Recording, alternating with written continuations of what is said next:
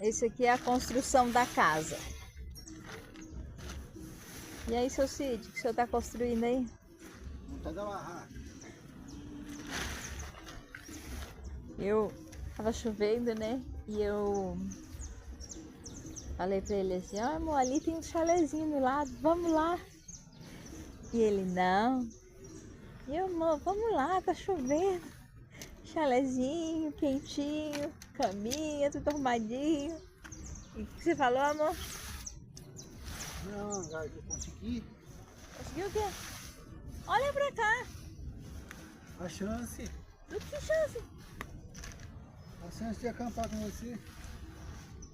Não deixou eu fugir, não? Não vai nada. Sem niquelagem. Falou que eu tava sendo Nutella. Bom, agora eu vou lá que eu tenho que ajudar ele, tá bom? Você precisa da minha ajuda aí? Vem lá, onde que chove. Deixa eu ir trabalhar.